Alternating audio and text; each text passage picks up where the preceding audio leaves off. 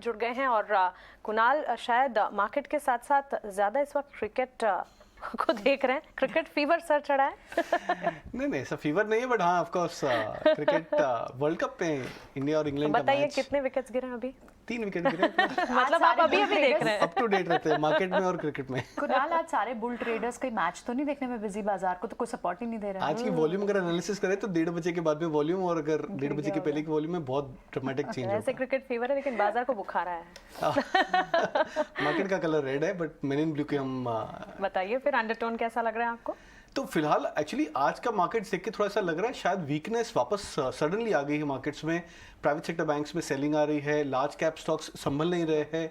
Initial bout first hour of selling थी वो market absorb नहीं कर पा रहा है, और वो सेलिंग की जो वेव है वो शायद थोड़ी सी ज़्यादा डोमिनेंट होती जा रही है मार्केट्स में। बट हम जनरली हम ऐसे डेज को अगर हम एक्सपायरी एक्शन के भी नज़र से देखें तो ऐसा लग रहा है कि शायद हमें क्रिटिकल लेवल्स के ब्रेक होने का वेट करना चाहिए। अगर व्यू चेंज करनी है तो 17,800 मेरे अनुमान से एक अच्छा सपोर्ट रहेगा। जब तक हम वो लेवल्स को ब्रेक ना करें तब तक व्यू बुलिश रहेगा। एक जो फैक्टर इंट्राडे मार्केट्स में प्ले कर रहा था वो थी पुट कॉल रेशियो, जो 0.55 के आसपास आ गई थी इंडेक्स की, निफ्टी और बैंक निफ्टी की। तो ये एक इंडिकेशन है कि शायद मार्केट बहुत जल्द ओवरसोल्ड होते जा रहा है। तो हमें वो भी फैक्टर वेट करना पड़ेगा। अगर 0.5 के नीचे अगर दोनों पुट कॉल रेशियो आ जाए तो वहां से शायद एक इंडिकेशन है कि मार्केट शॉर्ट टर्म बॉटम बना ले। फिलहाल व्यू बुलिश रहेगा, 17,800 का सपोर्ट। ठीक है, तो 17,800 का सपोर्ट आप देख रहे हैं, तो यानी बेस तो नीचे थोड़ा सा शिफ्ट होता हुआ दिखाई दे रहा है। तो स्ट्रैटेजी क्या होनी चाहिए, हेज स्ट्रैटेजी, स्टॉक क्या पिक करेंगे आप? तो मैं फिलहाल तो बुलिश कॉल से ही पिक करूंगा। यहाँ पे कोटक बैंक पे बाय रहेगा, 1900 का करंट मार्केट प्राइस है। इंटरेस्टिंग चार्ट बन रहा है कोटक बैंक में, शायद थोड़ा सा आउट परफॉर्मेंस या थोड़ा सा एक स्टेबल आउट परफॉर्मेंस दिख रहा है कोटक बैंक पे। तो मैं इसको रिकमेंड करूंगा बाय के लिए। 2000 का टारगेट रख सकते हैं, स्टॉप लॉस 1860 का। और ज्योति लैब एक सेकंड स्टॉक रहेगा मिड कैप स्पेस में। ये स्टॉक एक बुलिश फ्लैग पैटर्न बना रहा है डेली चार्ट्स पे, तो यहाँ पे भी बाय के लिए रिकमेंड करूंगा। ज्योति लैब्स पे टारगेट रख सकते हैं करीबन 202 का, स्टॉप लॉस 186। ठीक है, तो कुणाल ने आपको 2 ट्रेड दे दिए, एक तो ज्योति लैब दिया है और इस पे आप जरूर ध्यान रखिएगा। दूसरा कोटक बैंक में से एक है। नरेश मिरानी भी इस बीच मेरे साथ जुड़ चुके हैं। नरेश, ये 18,000 के नीचे तो आ गए हम स्पॉट के हिसाब से, लेकिन कई बार क्या होता है ना, 18,000 पब्लिक डोमेन में बहुत बड़ा नाम होता है, पहले से पता होगा सबको। तो हो सकता है उसको कट करवा के वापस से रीगेन कर जाए ये, क्योंकि वो पिवट पॉइंट से आपसे कैलकुलेटेड होता है। हाँ, तो एक बार आप मेरे को जरा ये बताइए कि आपको मार्केट की सेंस स्क्रीन रीड होके कैसा दिख रहा है? सो ओवरऑल देखें तो काफी कंफ्यूजिंग स्क्रीन है, क्योंकि जो पूरा जो रैली हुआ 18,000 से 18,200-300 तक, वो पीरियड में स्मॉल कैप इंडेक्स ने ज्यादा मूवमेंट नहीं की, और अभी जो है लास्ट 2 दिन में स्मॉल कैप इंडेक्स ने एक्चुअल में ज्यादा हिट भी लिया हुआ है। सो ओवरऑल ये ब्रेकआउट मूव में जरा भी कॉन्फिडेंस नहीं है अगर स्क्रीन में देखें तो। सेम है अगर बैंक निफ्टी भी देखे, नया हाइट बना है, but HDFC bank, Kotak bank ने कोई मोमेंटम ही नहीं दिया। तो ओवरऑल अभी भी हम कंसोलिडेशन जोन में है। जैसे पहले एक 16,800 से 17,400 की रेंज बनी थी, अब लगता है कि 17,800 से 18,300 की रेंज बन सकती है।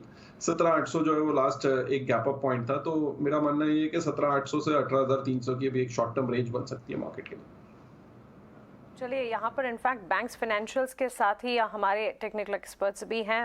नरेश, फाइनेंशियल्स में कोई पिक्स आप देना चाहेंगे? सो बाय रहेगा मुथूट फाइनेंस पर सबसे पहले, जहां पे एक शॉर्ट टर्म ब्रेकआउट हो चुका है 1080 के ऊपर, 1140 जाकर अभी 1100 के पास है। एंट्री पॉइंट है, स्टॉप लॉस होगा 1080, टारगेट होगा 1180 to 1200।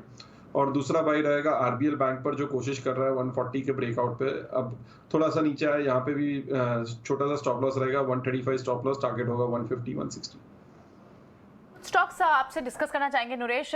For example Godrej properties में क्या मूव आज के दिन दिख रही है? और ये बिल्टअप आपको पिछले 2 दिन से दिख ही रहा था। नंबर्स खराब आए, लेकिन अब बाजार ये मानता है कि ऑल इज प्राइस्ड इन। जितना भी वर्स था वो सिनेरियो प्राइस्ड इन है। इनफैक्ट आज तक ब्रोकिंग फर्म की रिपोर्ट भी आई है इस पर, और वो बड़ी गाइडेंस बोलते हैं कि मीट कर लेगा अपनी। आप गोदरेज प्रॉपर्टीज पर टेक चेक दें, 5-5.5% की मूव एक बार के लिए प्रॉफिट बुक कर ले, या फिर आपको लगता है रनअप तो स्टार्ट हुआ है अभी? सो यहाँ पे अगर हम देखें तो जून का बॉटम बना था अराउंड 1130 के पास, सितंबर का बॉटम बना था 1130 के पास, और कल का बॉटम था 1160 के पास। सो ओवरऑल एक जब तक ये 1130-60 के ऊपर है तो ट्रेंड में पॉसिबिलिटी है कि बाउंस बैक अच्छा हो सकता है। और लास्ट 5-7 दिन का रेंज है 1260। सो 1250-1260 एक रेजिस्टेंस जोन है, तो यहाँ पे एक मानना ये है कि ट्रेलिंग स्टॉप लॉस रखना चाहिए 1190 का, और अगर ये 1260 क्रॉस करता है तो मोमेंटम और आ सकता है। तो एज ऑफ नाउ 1190 के ट्रेलिंग स्टॉप लॉस से इस पे होल्ड करना चाहिए। ठीक है नरेश, बहुत शुक्रिया आपका, थैंक यू वेरी मच समय देने के लिए। आज सुबह हमने आपको गोदरेज प्रॉपर्टीज़ के बारे में जानकारी भी दी थी आपको, जिस समय 2-2.5% ऊपर था। आज हमने खुश से पता किया था इस शेयर के बारे में, उनका कॉन्फिडेंस नहीं लौट रहा था, तो वो कह रहे थे कि 1240 के बाद मेरा कॉन्फिडेंस लौटेगा।